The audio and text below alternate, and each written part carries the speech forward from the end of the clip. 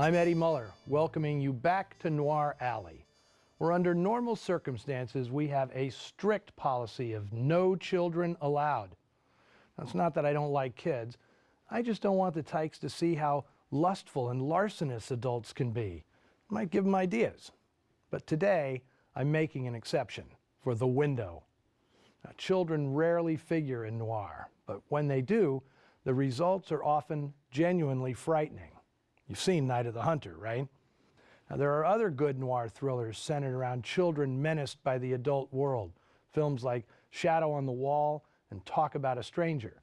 But the granddaddy of them all, or is it the grandchild, is the film you're about to see from 1949. It's based on a short story called The Boy Cried Murder, written by the master of paranoid suspense, Cornell Woolrich. Last July, we showed RKO's Deadline at Dawn, based on a Woolrich novel, and many more of his stories will no doubt seep into Noir Alley in the future. In fact, no writer had more novels and stories turned into film noir than Cornell Woolrich, a lonely, reclusive alcoholic who wrote relentlessly as though his life depended on it, which was pretty much the case. Woolrich adaptations reached their peak in the late 40s, the heyday of noir.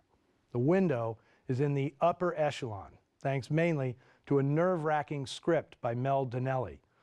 Now, RKO production chief Dory Sherry gave the green light for the film to be shot on location in New York in 1947, months before Mark Hellinger's landmark The Naked City, which is famous for claiming to be the first Hollywood film shot entirely on location in Manhattan.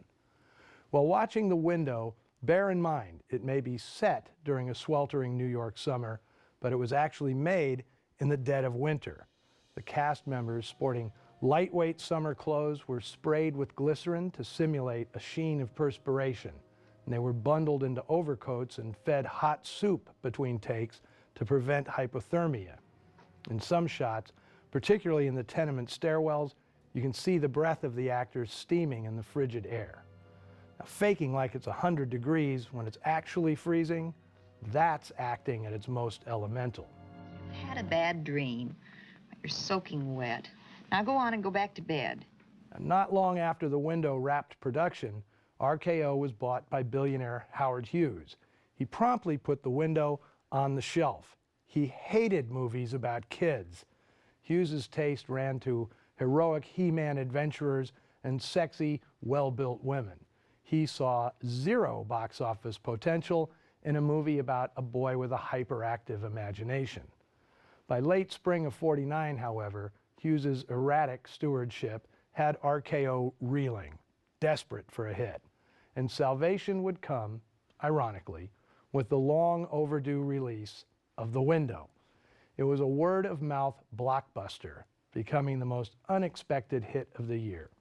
Its popularity temporarily revived RKO's fortunes.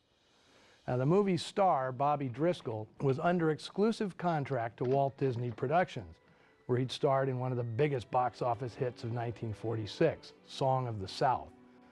RKO shelled out to get him on loan, expecting to cash in on his popularity. But in the almost 2 years that The Window sat on the shelf, Driscoll's fortunes flagged. The Window ended up being something of a comeback for the young actor. He was 10 when he made it, and 12 years old when it was finally released. Something terrible happened last night. You know the Kellersons upstairs? Yeah, I've seen them coming and going. Why? They killed a man.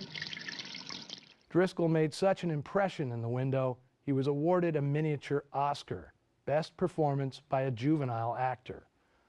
Now, a bunch of stellar adults surround Bobby Driscoll in this film.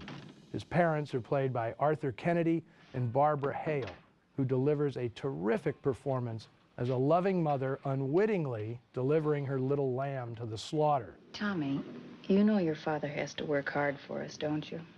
As for Arthur Kennedy, 27 years after his death, he's still awaiting recognition as one of America's greatest stage and screen actors. So I'll call it, nobody was better than Arthur Kennedy. Never a false note, no crutches or mannerisms, always natural and true no matter what the role.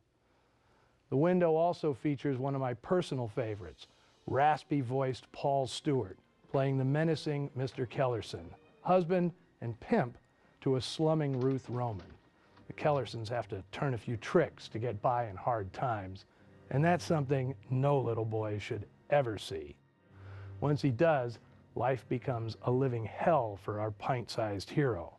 Brilliantly directed by former cameraman Ted Tetzlaff and featuring the Oscar-nominated editing of Frederick Knudsen, this is Film Noir's version of Aesop's classic fable, The Boy Who Cried Wolf. So pull up a seat and let's all peer inside the window.